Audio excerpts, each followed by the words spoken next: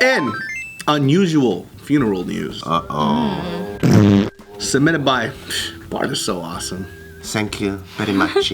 A man slept next to his dead wife's body for 6 days and recommends the experience. That is gross, because after you die, your shit expels out your butt crack and you pee and poo everything out. But I don't even mind if Gio expels stuff out of her butt crack when she's alive.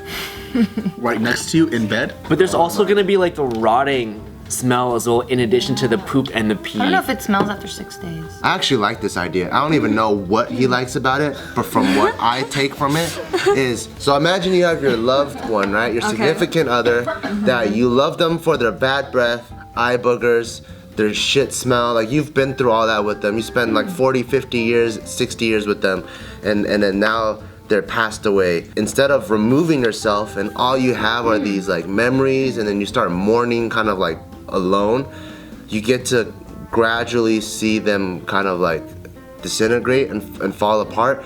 And there's this, I feel like there's this healing process where like maybe there are some words that you were never able to say, and you could still continuously like mourn and kind of like heal through all of that. I think I could do that without looking at the dead body though. But I think it's more real. I don't know. Think about, like, if you lose, I know you hate thinking about this, but if you lose your mom suddenly, you wouldn't want to just be by her side? Because death is something that's supposed to, but even like in the animals too, they don't stick around the dead body either. Well, they're also trying to survive though. Yeah, but that's not natural. Like, even in like animal kingdom, it's not natural. They'll mourn the body, but they don't stick around and watch decay. They have to continue. They'll still mourn. The animals are still set to. Actually, they do. They do stick around. If you've had dogs that grew up together, they get really, really sad, and they'll just kick it with them to take care of them. I've even seen it in rats. What the fuck? Yeah, it's like the soldiers with, you know, when they're in the casket, their dog is still at the funeral. They're like, they don't want to leave that casket. When one of my rats died, the other one was just like over it, like just trying to take care of it.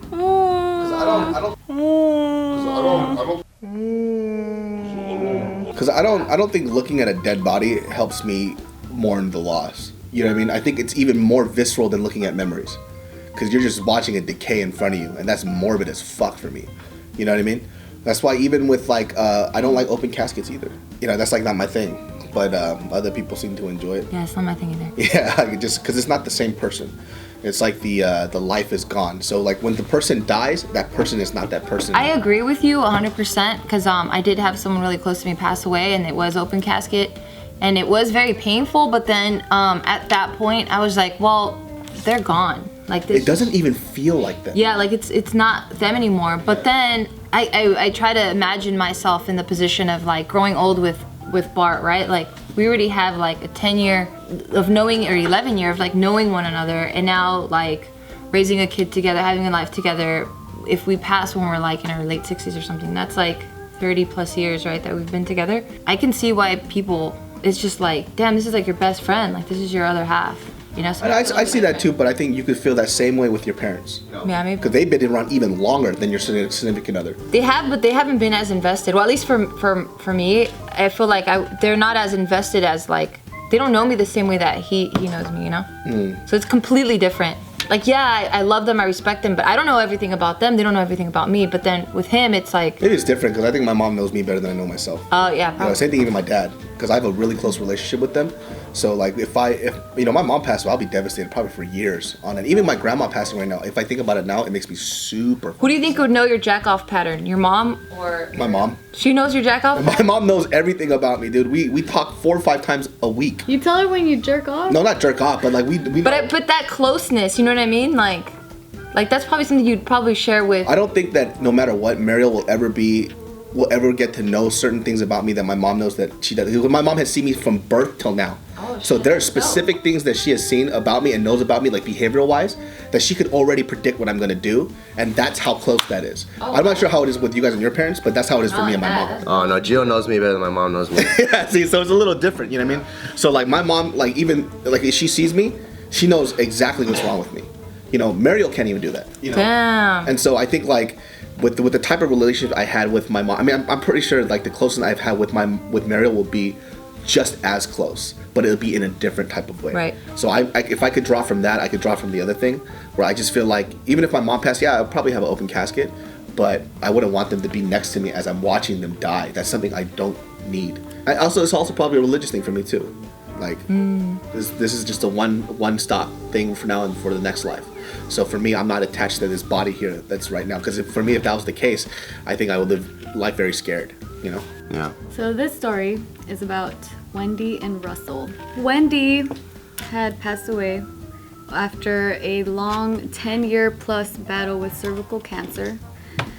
And her husband, Russell, posted a really, really long but really beautiful Facebook post once she passed, explaining like their love together, like her whole journey with this cancer, like what they decided to do once they found out that she was diagnosed with cancer back in 2006.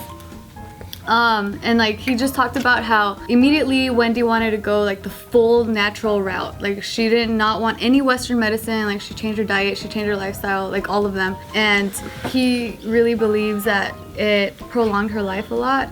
And so it got to the point where she was feeling well enough to where they wanted to travel all across Europe because they're from the UK. They got like a caravan and they traveled for 3 years. They went to 15 countries and they just were living life to the fullest. Reading his post, and I know I'm emotional, but I was like, I had like freaking water in my eyes. I was just like, oh my God, this is so beautiful and so sweet. Because like everything like he describes like their love is just really beautiful. And so he was just saying like, you know, he kept asking her like, is there anything else you would want to do right now, as like they were exploring or like having adventures together. And she was like, no, this is exactly where I want to be. Like I'm perfectly happy doing what we are doing right now. 3 years ago, she got the cancer back again because she was in remission, and then they gave her 6 months to live at that point. That was 3 years ago. So then that's when death was becoming more real. And they're very spiritual people. I think they practice like Buddhism as well. So just really spiritual people. So they were just saying like, you know what, like we've come to terms with death. And like they just started planning out how they would handle everything when she passes. And so what she wanted and what he wanted as well is like once she passed, he didn't want her to just be wrapped up in a black bag and then just stuck in a freezer at the morgue all alone. Because they're so spiritual, they're saying like when a person dies, their spirit, if they're just taken away immediately into a strange place that they don't know, like they're gonna be confused entering the spirit world, and like they might not know where to go. And then they don't have GPS in the spirit world too. Yeah, they don't. So then that's how like a lot of spirits end up staying on Earth, is what they're explaining. And so he's saying like that just made a lot of sense to me to want to keep her body with me and like to be able to mourn with her and like have like that entire process. And he said like for 6 days he kept her in what they like to call a cocoon, because she doesn't like the word coffin. So her cocoon was like right next to their bed, and so like he's saying like it was really comforting to be able to sleep and know that she's in the same room as me.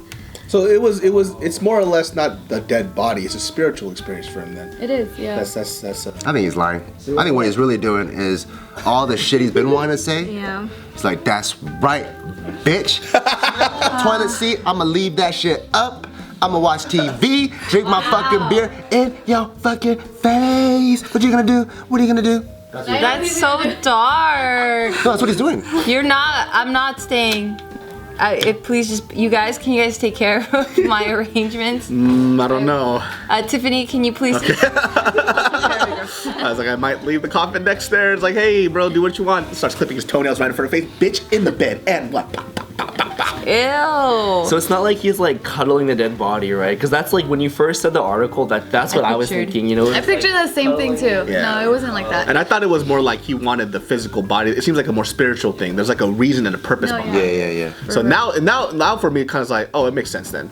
No, after reading this entire experience, like, I'm like, I told Casey right after, because he was upstairs and he came downstairs after I read this, and he looks at me like, what's wrong? And I'm like, I just read this, it's so beautiful. I'm like, when I die, I want you to keep my body, okay? He's like, why do you always say you're gonna die first? I'm like, I don't know, I just feel like I am. He's the older one. I know, but I keep telling him. Oh, married women live shorter. Yeah. Single women live longer. They want to stress themselves out like a motherfucker. Takes years off your lifespan. Yeah, I but bet he's you saying guys would live like 1,000 years if it wasn't for women. Stupid. But it'd be very sad. It would. That's why you guys are still alive now. Isn't it statistically the guys die younger? Or like, Yeah. When they're single. no, like even married? No, if guys are married, they live longer. and then if guys are single, they live shorter. Well, maybe it's because Oh, you so guys it's the are. same for both male and female. It's the opposite. So single women live longer, married women live. Oh, you know what it is? Maybe it's because you guys are always picking up after us, and that's why we're alive. Yeah, we keep you alive longer. We kill ourselves off. Stupid assholes. Yeah, because when I see like pictures of Tyson, sometimes I still have messages I want to tell him. So I'm always talking to the pictures in our house, or we have a blanket with all of Tyson on there. So when I see him, I go, hey buddy, and I still want to talk to him. So that feeling of wanting to like still connect somehow, me, even though knowing that he's dead, I still want to connect with him. I can see that happening with someone that I love. Yeah, you haven't let that go, by the way, because Meatloaf looks exactly I know that and they're acts separate. exactly. That I know they're really separate though. fine. Cause I never confuse the names, and I always talk shit. I do. And I always talk shit to I'm Meatloaf. like, fucking Tyson. God damn it, Meatloaf. The last time when Meatloaf was in the office, he was barking. I was like, Tyson! I was like, oh shit! I do it all the time. I'm like pissed and I like relay whatever happened that day. I'm like, yeah, fucking Tyson. I mean, damn it, Meatloaf. I didn't realize I was calling him Tyson until I think like Casey said he was like Tyson. I was like, oh, what the fuck?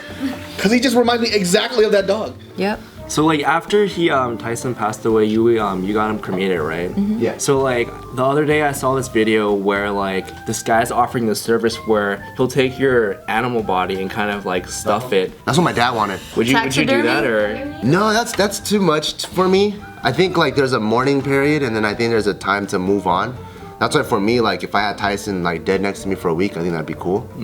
But then to like put him into like a stuffed body and then have him stay there for like the rest of my life, that's kind of too much for me. But you could like hug him when you want, like. Yeah, but he's gonna be rock hard. Well, now we have Meatloaf. Oh, okay. I have a beta fish, dude. And that fool getting weak. It's been like, what, a year and a half now he's been alive? That dude, What is their lifespan? like 2-3 years.